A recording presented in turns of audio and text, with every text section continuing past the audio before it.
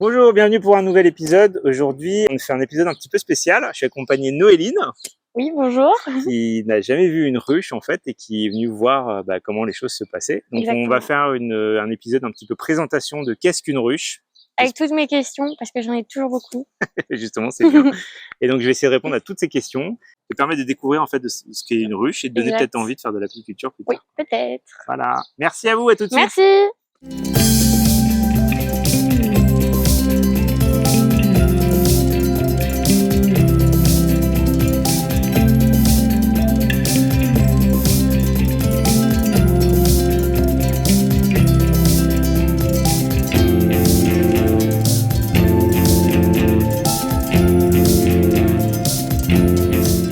Tu sais ce que c'est qu'une ruche? Bah, c'est là où ils vivent les abeilles. Ouais, alors c'est composé en plusieurs parties. Donc là, celle que vous avez, c'est le cas typique d'une ruche qu'on dit d'Adam. C'est celui qui l'a créé en fait, qui s'appelle d'Adam. Tu vois, il y a deux couleurs différentes. La partie du bas, c'est le corps. C'est là où Ouais. les abeilles, elles vivent. Elles passent toute leur vie. À peu près l'été, une vingtaine de jours entre leur naissance et le moment où elles vont quitter en fait la ruche. Elles vont rester 20 jours là-dedans. Et après, elles vont partir pour aller butiner, pour aller récupérer du nectar et du pollen. Et là, la partie du haut qu'on a en ce moment, ça s'appelle une hausse. C'est là-dedans en fait qu'on va récupérer le miel. Le but aujourd'hui de ce qu'on va faire, c'est vérifier qu'elles sont montées dans cette partie-là, parce que cette ruche-là, ça fait depuis 1 mois et 10 jours qu'on l'a. Elle s'est vachement bien développée. Le problème, c'est qu'elle veut pas monter dans la hausse. Et on n'arrive pas trop à comprendre pourquoi. En gros, dans la partie verte et dans la partie jaune, ça se trouve la même chose. C'est juste que là-haut, c'est là où on va récupérer ce qu'ils ont Exactement. butiné. Et le reste, c'est leur habitat. Donc, c'est là où, par exemple, il y a la reine, les Tout à fait, nourrices, les bébés, ouais. et tout ça. Donc, il faut savoir qu'il y a 3 catégories d'individus dans une ruche. Il y a les abeilles, c'est les femelles. Il y a les faux bourdons, c'est les mâles. Et il y a la reine. Et la reine, il n'y en a qu'une seule. Et là, les abeilles autour de nous, c'est les gardiennes, c'est ça? Ça, c'est celles en fait qui sont en train de butiner, qui sont en train de rentrer et tout. Donc si tu regardes par ici, tu vois, elles sont toutes en train de rentrer et sortir. Donc c'est là en fait qu'il y a leur porte d'entrée principale. T'en as, tu vois qu'on a des petites pattes jaunes. C'est du pollen qu'elles ont récupéré en fait dans leur corbeille à pollen. C'est des petits poils en fait dans lesquels elles stockent le pollen. Il y en a, les gardiennes en fait c'est difficile de déterminer lesquelles c'est, mais en général c'en est certaines, tu vois, qui restent sur les côtés et qui checkent que ce qui rentre et ce qui sort fait bien partie de la ruche.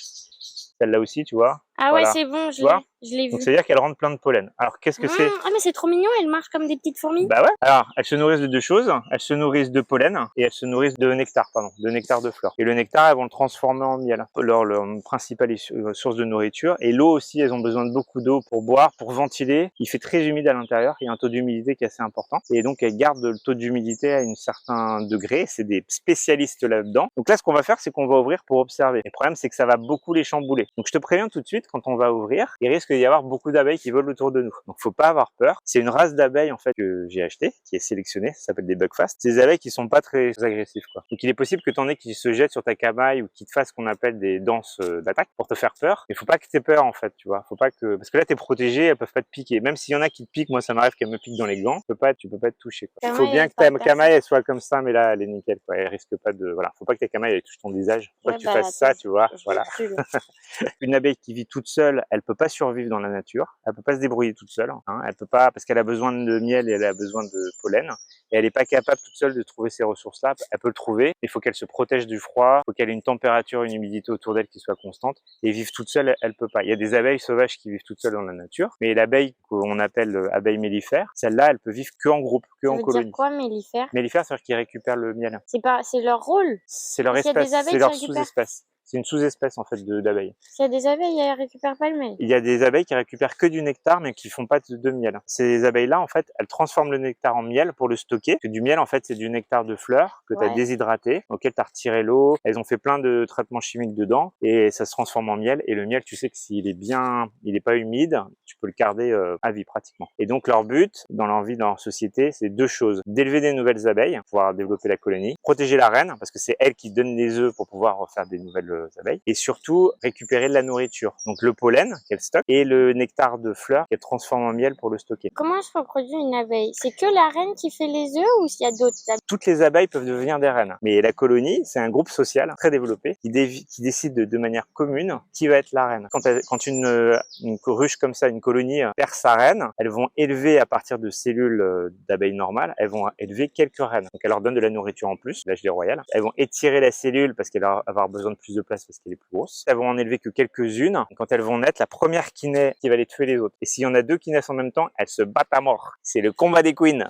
C'est Voilà. vrai? Ouais, je te jure, ouais. Quand la reine elle est née, Ouais. ce qu'elle va faire, c'est qu'elle est vierge, elle a jamais rencontré de garçon. Donc ce qu'elle va faire, au bout d'un certain nombre de jours, qu'on appelle le vol nuptial, elle va sortir et elle va aller dans un endroit qui s'appelle une congrégation de drones. C'est un endroit où tous les mâles se retrouvent et elle va se faire féconder par plein de mâles. Et quand elle se fait féconder par ces mâles-là, les mâles meurent parce qu'en fait ils introduisent leur système reproducteur et ils l'arrachent quand ils le retirent. Donc eux ils meurent directement, quoi. Elle a plein de dards du coup. Et elle récupère tout le sperme pour le mettre dans son abdomen, dans ce qu'on appelle une spermathèque. Et cette spermathèque-là, elle va le garder toute sa vie. Elle va le garder dans son corps toute sa vie. Et c'est ce qui va lui permettre de féconder, que les œufs qu'elle pond, c'est des œufs qui ne se donneront que des mâles s'ils sont pas fécondés. Ça donne que des garçons. Et si elle met un spermatozoïde dedans, ça donne une fille. C'est ce qu'on appelle la parthénogénèse. La parthénogénèse chez les insectes ou les animaux, c'est le fait, en fait, chez les humains, tu vois, quand on se reproduit, ça donne soit un garçon, soit une fille. Ouais, mais il faut toujours qu'il y ait un raconte d'une ovule et d'un spermatozoïde, sinon ça donne rien. La parthénogénèse, c'est différent. C'est que si t'es pas fécondé, tu donnes soit un mâle, soit une femelle. En l'occurrence, chez les abeilles, c'est un mâle. Et quand tu fécondes un œuf, ça donne une femelle. Donc la reine, elle va passer toute sa vie à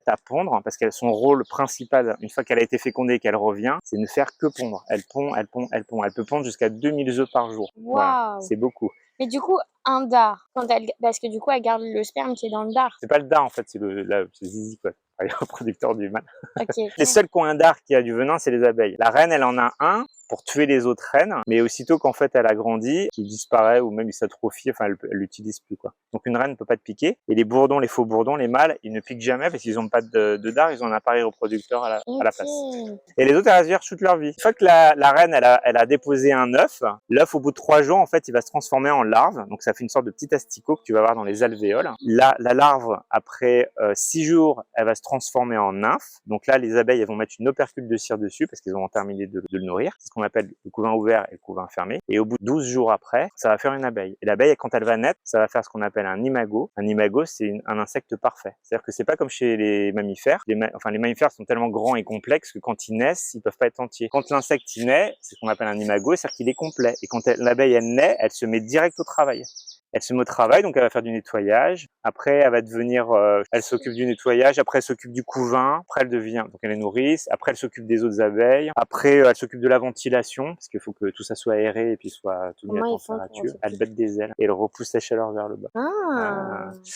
Et ensuite, elles sont magasinières, donc elles récupèrent les pollens et le nectar des autres abeilles par trophalaxie, donc elles le récupèrent en fait en se passant de langue à langue. Elle récupère le miel et elle le stocke en fait dans les alvéoles. Et au bout de 20 jours, elle va se transformer après en gardienne. Donc elle va commencer à sortir de la ruche, seulement au bout de 20 jours. Elle va contrôler l'entrée-sortie. Et puis après, elle va devenir butineuse. Et donc là, entre le 20e et le 35e jour, voire 45e si elle arrive à survivre jusque-là, elle va devenir une butineuse. Et donc c'est ces abeilles que tu vois voler autour de toi. Ça, c'est des abeilles qui sont sur la dernière partie de leur vie. Des abeilles qui ont un mois. Ça vit pas longtemps, ça vit, non, l'été, ça vit entre 35 et 45 jours. Au mois de juillet, les ressources vont commencer à tomber, c'est-à-dire qu'il y aura plus de fleurs. Et ben en fait, elles vont commencer à réduire la colonie parce qu'elles sont trop nombreuses. Donc elles vont commencer, en fait, elles vont pas renouveler la colonie. Elles vont pas tuer celles qui existent déjà, mais elles vont laisser mourir leur fin de vie normale, celles qui y arrivent en fin de vie, mais pas renouveler par des nouvelles naissances. Donc elles vont réduire la colonie. Surtout, elles vont prendre les mecs, parce que les mecs, quand ils sont dans la colonie, eux, ils ne foutent rien.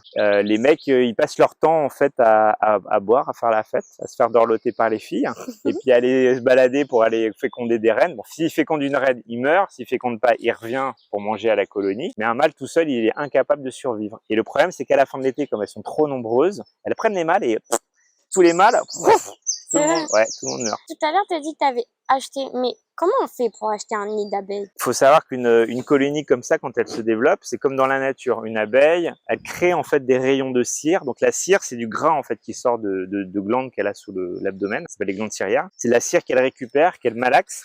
Et elle forme avec, de manière géométrique parfaite, des hexagones qu'elle colle en fait les uns contre les autres, un peu en oblique, sur des plaques, ce qui fait qu'elles peuvent stocker dedans, que ça se casse pas la figure, et que ça utilise le maximum de la superficie. L'épaisseur en fait d'une alvéole, c'est l'épaisseur d'un cheveu, quoi, tu vois. C'est très très fin, et c'est résistant. et elles peuvent stocker tout ce qu'elles veulent dedans. Et elles font ça donc de manière verticale. Donc au 19e siècle, ils ont cherché des solutions pour optimiser en fait l'apiculture. Parce qu'avant, quand on avait des ruches, ce qu'on faisait, c'est qu'on faisait une sorte de cloche en paille dans lequel on laissait des abeilles rentrer, développer un essaim, et à la fin du printemps, en fait, on cassait tout, on récupérait les plaques de cire dans lesquelles il y avait le miel et tout, on broyait tout, on pressait tout pour récupérer le miel. Sauf que la colonie, elle disparaissait. Donc au 18e siècle, on a commencé à se dire que ça aurait été pas mal en fait de les protéger, de les faire se développer, voire en fait exploiter le miel. Donc il y a des abeilles qui se sont penchés sur la question et qui ont développé ce genre de ruche, ce qui s'appelle une ruche d'Adam. C'est le mec qui l'a inventé, ça. Okay. Et donc elle a une dimension qui est bien spécifique. Et donc ce qu'on fait, c'est qu'on met des cadres de bois dans lesquels on met des plaques de cire gaufrées, parce qu'en fait il y a un imprimé dessus qui a de la taille des alvéoles, qui va en fait orienter les abeilles pour les aider en fait à créer leurs alvéoles. Donc on fait ça sur des cadres parce que c'est plus facile à retirer, quoi. Ouais. C'est plus facile à regarder, parce qu'on a besoin de voir ce qui se passe à l'intérieur pour voir comment la colonie elle est, pour voir comment elle se développe. Quand tu achètes, en fait, tu achètes des cadres sur lesquels il y a du couvain fermé, des abeilles qui sont en train de grandir mais qui vont naître assez prochainement. Du couvain ouvert, c'est du couvain dans lequel il y a des larves dont les abeilles ont encore besoin de s'occuper. Un cadre de nourriture, parce qu'il faut qu'elles puissent se nourrir. Quand tu les achètes et que tu les déménages, elles arrivent dans un nouvel environnement, donc ils savent pas où sont les fleurs, où sont les ressources et tout ça, donc on leur apporte un peu de nourriture. Il y a un cadre de cire à bâtir, parce qu'elles ont besoin de bâtir. Il y a des abeilles, tu vois, elles passent d'une activité à l'autre. Il y a des abeilles qui ont besoin de construire des cadres de cire. Ce qu'on veut, c'est les guider, les aider. C'est un échange, c'est un win-win. Quand moi je les ai achetées, en fait, elles étaient dans une boîte qui était aérée en dessous, au-dessus, en dessous. Elles étaient sur des cadres. On les a mis en fait dans la voiture, on les a bien sanglées pour pas qu'elles bougent, et on les a remises dans cette boîte-là en fait.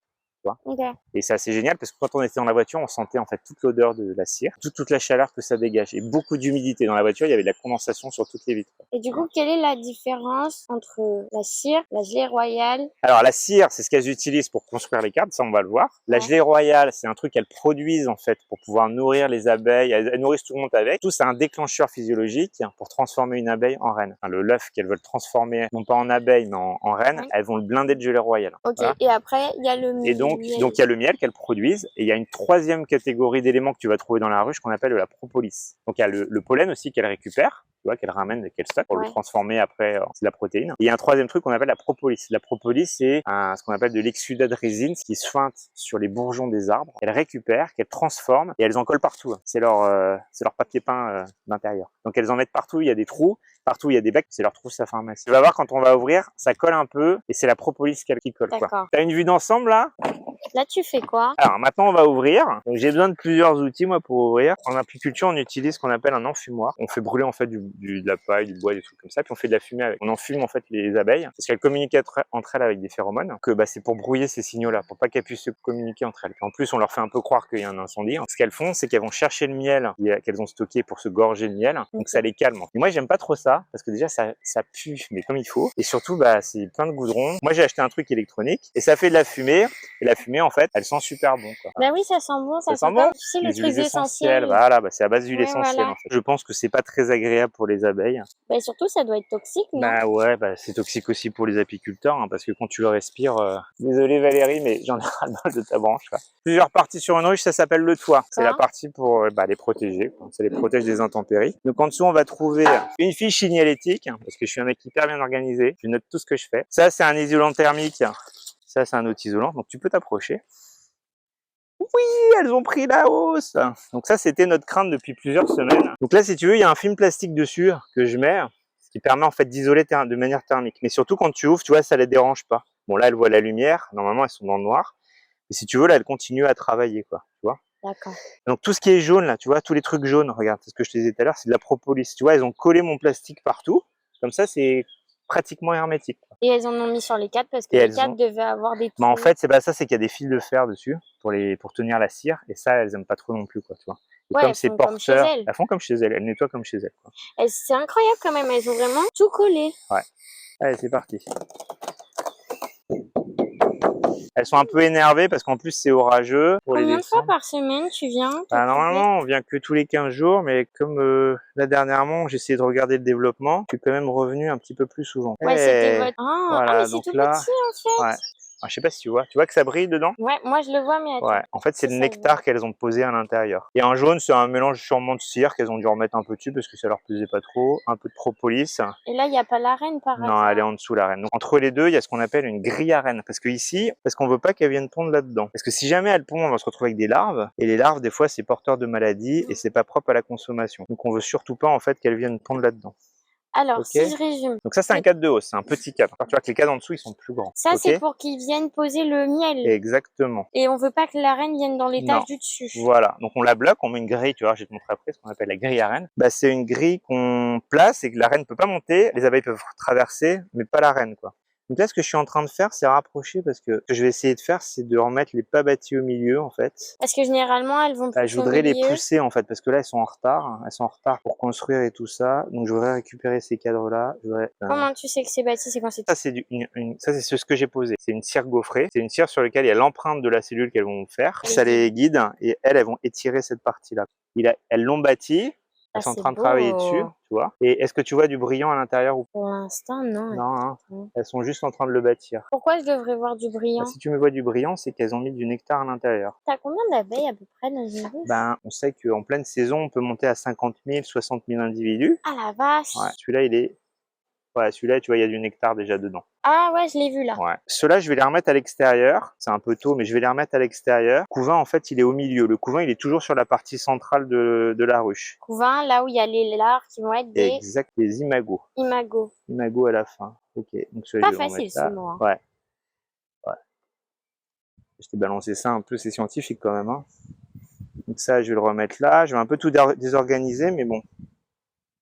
Ça va, elles ont l'air ok, non? Je pensais être plus attaquées. Attends, j'ai pas ouvert le bas encore. Ah, Donc voilà, donc j'ai repoussé en fait les cadres qu'elles avaient prises vers l'extérieur pour les inciter à travailler à l'intérieur. mais du coup, c'est bizarre. Elles sont vraiment super poilues. Hein. Bah, elles sont un peu poilues sur le corps, sur le haut du corps, sur le thorax, et le reste, non. Ça fait 2 bâtis, 4 bâtis. Il y a 4 bâtis et il y a 2, 4, 5 qui sont encore à construire, quoi. Donc, ce que j'aimerais, c'est au moins avoir une hausse. Donc, cette hausse-là, qui soit remplie de miel. Hein. Comme je les ai eu que le 1er mai, comme on les a eu assez tard, ben j'ai pas pu lancer l'activité très tôt. C'est une bonne nouvelle. Elles ont pris la hausse, c'est-à-dire qu'elles sont montées à l'intérieur et qu'elles commencent à stocker. Quand tu l'ouvres le haut, tu fais avec un pied de biche, tu fais levier un peu. Ouais, tu fais levier parce qu'elles ont tout collé en fait. Tu vas poser où le cadre? Ah, je vais le poser là-dessus parce qu'il faut surtout pas le poser par terre pour des raisons d'hygiène. Elles sont souvent victimes de plein de maladies. C'est quoi la maladie la plus courante? Alors la maladie la plus courante, ça s'appelle le varroa. Ouais. Une varrose, c'est un acarien qui vient les contaminer en s'accrochant à elles derrière leur corps pour voyager et qui ensuite va les contaminer le couvain. C'est porteur de plein de maladies. Mais comment ils arrivent à les contaminer sur le Alors, ils ventre? les contaminent en fait en leur bouffant ce qu'elles ont à l'intérieur de leur corps, qui s'appelle l'hémolymphe, en mangeant une partie de leur corps qui s'appelle le corps gras. Une fois qu'il est dans la ruche, il va aller à l'intérieur des alvéoles et il va se développer à l'intérieur des alvéoles en faisant des petits, qui eux-mêmes vont s'accrocher aux nouvelles abeilles et ça se développe de manière exponentielle. Comment on traite cette maladie? On peut? En fait, on a des traitements chimiques qui s'appellent de l'amitrase. C'est des bandettes en fait qu'on met à la fin de la récolte parce qu'il faut pas que ça se mélange avec le miel, pour des raisons d'hygiène, et ça permet de réduire la quantité de varroa. Mais on n'arrive pas à s'en débarrasser. Quand une abeille se trompe de ruche, elle se fait... Si elle a du miel dans le ventre, ouais. Sinon, non, elle se fait dégager. Tu vois, tu vois la propolis, ouais. Alors ça colle. Hein. Tu vois, j'ai les doigts dégueulasses. Ah ouais, je le vois. Oh, ça fait comme du sucre, un peu de la nougatine. Ouais, elles sont bien montées parce que là, elles ont construit partout sur les têtes et tout, c'est nickel. Bon, normalement, je devais pas le faire aujourd'hui, mais comme tu es là, on va quand même le faire. C'est ce qu'on appelle faire une visite. Donc, on va retirer tous les cadres en un pour regarder ce qu'il y a à l'intérieur. Donc, c'est les cadres de cire sur lesquels elles battent, que moi, je leur ai mis. Bien, alors, celui-là, il va être extrêmement lourd parce qu'il faut savoir qu'elle stocke, elle, dans le bas, elle stocke de la nourriture. Donc, c'est du miel operculé, elle le stocke ici. Ce miel-là, on le récupère pas. On leur laisse pour elle parce qu'il faut qu'elle vive. D'accord? Et puis, on va se rapprocher vers le milieu, puis on va retrouver ce qu'on appelle le couvain. Couvain ouvert, couvain fermé. Entre les deux, il y aura du pollen. Et donc, le premier que je vais retirer, on va regarder. C'est pas pour nous, c'est pour elles. Et en général, elles ont bien stocké. Hein. Alors, tu vas voir, j'arrive à le sortir sans tout arracher. Voilà. Moi, je trouve ça sublime. On dirait des petites gaufres. Donc ça, c'est le premier cadre. Donc l'arrière est toujours pas rempli, je sais pas pourquoi. Voilà. Quand le miel, on va le récupérer, il va être comme ça. C'est-à-dire que là, il est operculé. Tout ça, c'est du miel, enfin du nectar. Donc le nectar, c'est du nectar de fleurs qu'elles vont déshydrater. Et quand il va passer en dessous de 18% d'humidité, elles vont mettre une opercule dessus et ça leur permet de faire un stock. Quoi. Donc là, ce qu'on voit en brillant, c'est du nectar. Est-ce que tu vois fermé? À l'intérieur, c'est du miel. Donc là, on peut pas goûter parce que on a les camailles et tout ça.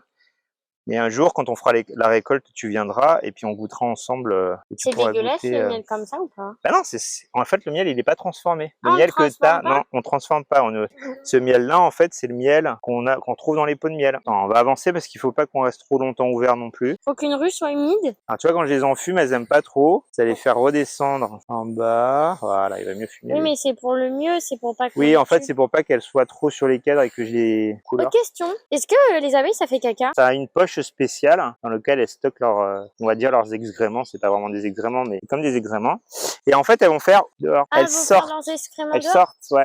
J'aurais pensé qu'elles le fassent à l'intérieur et qu'après, Non, t'as non, les non, non, c'est ménagères. hyper propre pour elles. C'est très, très hygiénique à l'intérieur. Mais c'est incroyable que ce tout petit corps ait Ah autant ouais. de poches. Alors, je sais pas si tu vas réussir à voir. On va essayer de te montrer. Dis-moi. C'est beau. Est-ce que tu vois au milieu des petits haricots blancs? Est-ce que c'est tourné un peu? Ouais, ils tournent. Ça fait comme un croissant. Ah ouais, je les vois. Voilà, bah ça c'est des larves. Donc ça c'est Ah, des jeunes ok. abeilles qui vont naître et qui ont quel âge elles ont là? Elles ont 3, 6 jours même pas. Donc ça s'appelle du couvain ouvert. Ok, c'est bien. Ah là, j'en ai une belle. T'en as une belle? Ah ouais. Ouais, ah, bouge-toi.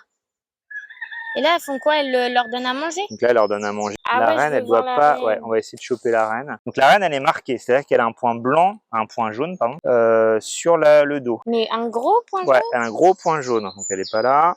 C'est un peu un Où est Charlie là. En rouge, c'est celle que tu changes dans combien de temps? Ah Alors, non, en jaune, c'est celles qui sont de 2022. Et en rouge, c'est celles que moi j'ai rajoutées qui sont de 2023. Que les jaunes, on va les garder encore un an et on les changera pas l'année prochaine, mais l'année d'après. En fait, elles auront fait 2 saisons complètes. Ça, les trucs bombés, c'est ce qu'on appelle du couvain de mâles. C'est les mâles, les garçons qui naissent là-dedans. Parce qu'ils sont plus gros et ils ont besoin d'avoir plus d'espace. Et donc ça, c'est du couvain de mâles. Ouais, Ça, c'est les du bleus. couvain de femelle. D'accord? Donc là, Alors, c'est regarde, moi. je vais te montrer un truc. Ça, c'est un mâle.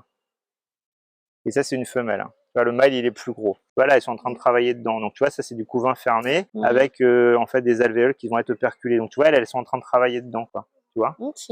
Voilà, tu vois, elle aussi, elle bosse dedans, tout le monde travaille dedans, quoi. Ah bah oui, au boulot. Ok? Du coup, Boulot, quand boulot. c'est jaune à l'intérieur, c'est quoi? Quand c'est jaune, c'est du pollen. Quand tu vois des taches jaunes, Ouais, il y en a une grosse. Ouais, voilà. là.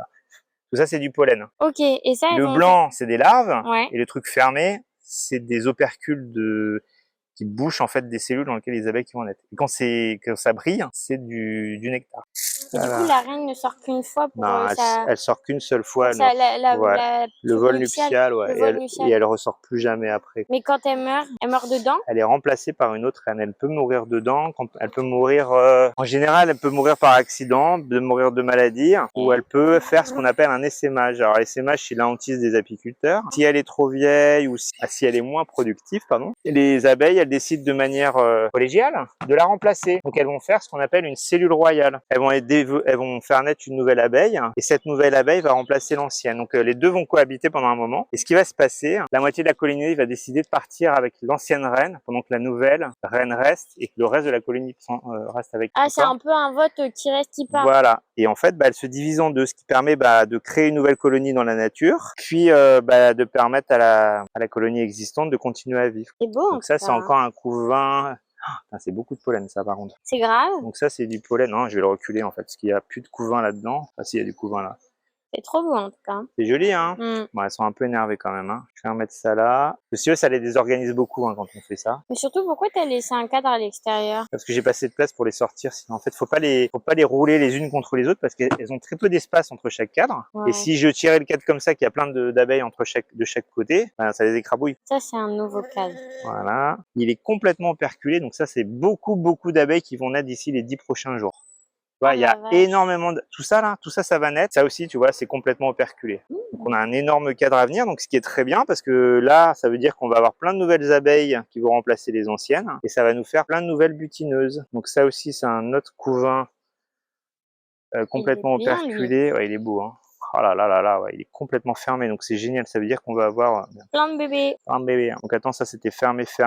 Couvain ouvert, 3 couvains ouverts, 2 couvains fermés, donc ce qui est très bien. Parce qu'il faut un équilibre, il ne faut pas plus Il faut pas qu'il y ait que du couvain fermé. Il faut qu'il y ait un mix entre couvain ouvert et couvain fermé. Donc cette ruche-là, elle est incroyable parce que quand je l'ai achetée, on a eu beaucoup d'abeilles à un moment donné et j'ai eu peur en fait que elle fasse ce qu'on appelle de l'essaimage, c'est-à-dire la division par deux là. Non, là on est au mois de juin, ça va moins, il y a moins de chances que ça. J'ai retiré des cadres pour créer une nouvelle colonie. Ce que j'ai fait, c'est que j'ai pris 3 cadres avec de la nourriture, un couvain ouvert, un couvain fermé, et j'ai créé une nouvelle colonie que j'ai mis chez Bruno. Cette colonie, j'espère qu'elle va marcher parce que normalement elle doit élever une nouvelle reine dedans, mais je l'ai pas encore vue la nouvelle reine. Mmh. Ça m'impressionne à chaque fois T'as le vu? nom. Ouais, il est bien fermé. Il y a beaucoup de monde qui va venir, ce qui est très très bien.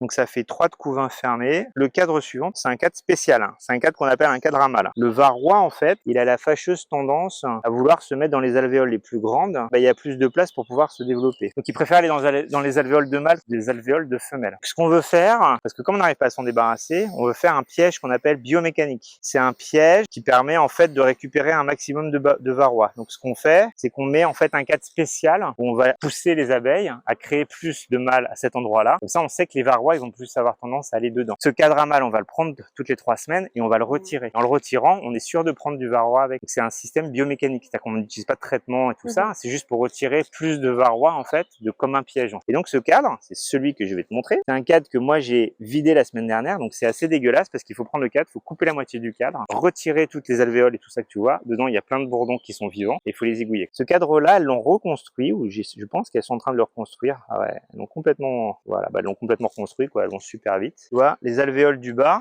elles sont plus grosses que les alvéoles du haut. Ouais. Donc la semaine dernière, je suis venu, j'ai coupé toute cette partie-là et je l'ai tout retiré. Ouais. Tu vois, elles ont déjà tout reconstruit en même pas une semaine. Non, elles viennent juste de terminer de le construire. Donc elle a pas repondu encore dedans, quoi. Et de l'autre côté, tout en bas, je vois que il a été repondu. Donc la reine n'est pas là.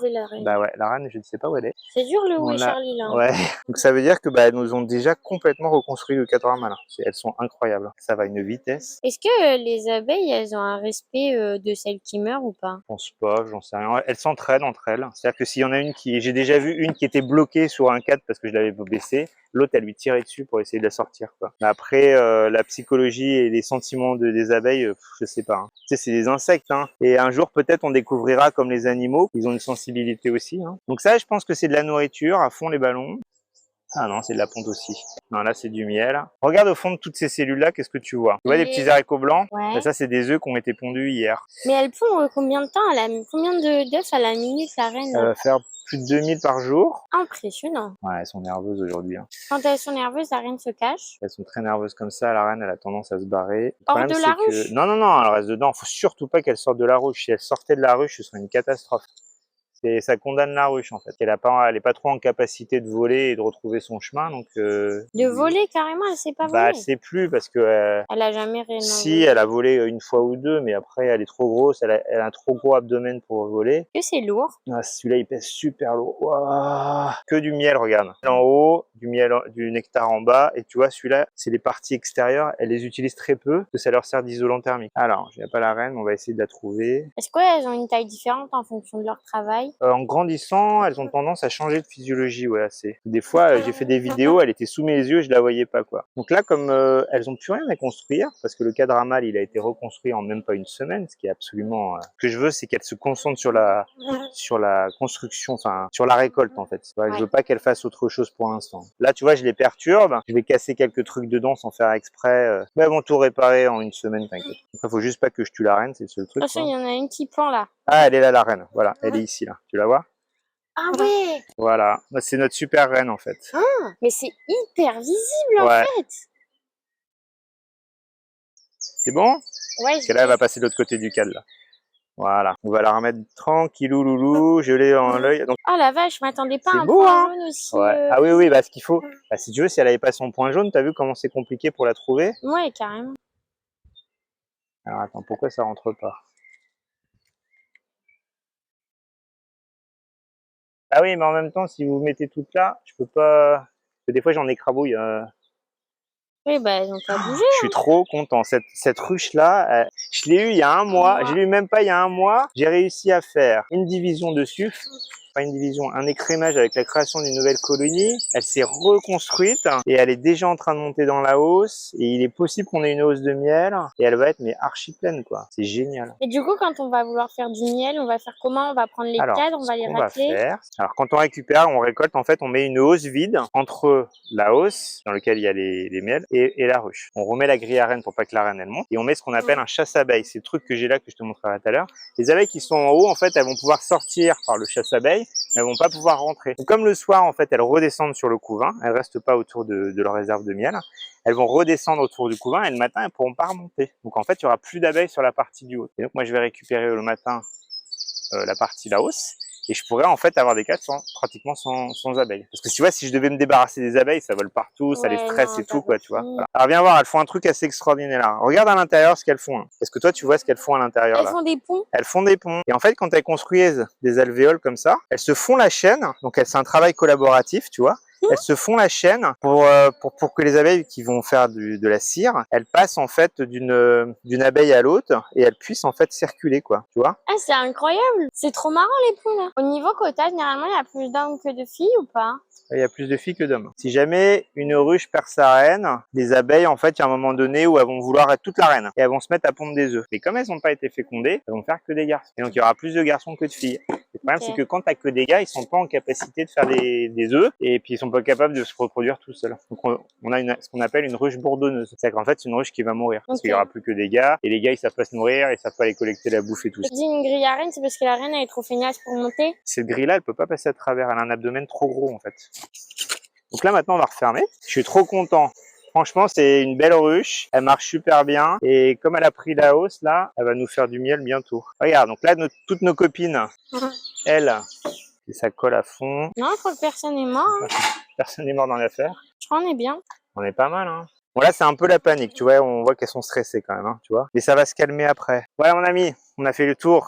Trop bien. Ça t'a plu? Carrément. T'étais pas trop impressionné? Un peu, mais je m'attendais encore à pire que ça. Je pensais même plus voir tellement elle avait une tourne autour. Donc ça, c'est une race d'abeilles qui s'appelle les abeilles Buckfast. Buckfast parce que c'est l'abbaye du moine qui a fait les croisements entre plein d'espèces pour retrouver la meilleure abeille. Et c'est celle qui est la plus utilisée aujourd'hui parce qu'elle est gentille, elle se développe très très bien, elle fait plein d'œufs, elle stocke très facilement du miel. Elle a juste un inconvénient, c'est qu'elle se développe trop. Qu'à la fin de l'été, il y a beaucoup trop de population par rapport à la nourriture disponible. L'abeille qui vit ici, normalement, elle s'appelle l'abeille noire. Mais c'est une abeille qui est en train de disparaître. Parce Comment on peut faire? On essaie de la réintroduire, mais c'est difficile en fait. Pesticides, à cause de la déforestation, à cause de plein d'éléments. Du coup, il y en a de moins en moins. Conclusion, on était au rucher au fond du jardin. Aujourd'hui, on a fait une ouverture de ruche complète pour faire découvrir à Noéline ce que c'était qu'une ruche. On en a profité pour surtout voir que les ruches étaient enfin montées dans la hausse. Elles sont plutôt populeuses. Moi, je suis pas là pendant 15 jours. Aucune cellule d'essaimage. Elles vont très bien. Elles sont en train de travailler à fond. On a vu la reine. On a réussi à trouver la reine. On a réussi après beaucoup de recherches. Et donc, voilà, j'espère que l'épisode vous a plu. Est-ce que ça t'a plu, Noéline? Carrément, merci beaucoup. C'était trop cool. Puis je reviendrai dans 15 jours avec toi. Super, merci à vous. Et puis, n'hésitez pas à vous abonner, n'hésitez pas à laisser des commentaires, à nous mettre des likes. Et puis, on vous dit à très bientôt pour un nouvel épisode. Merci. Bisous, bisous. Super. Yes.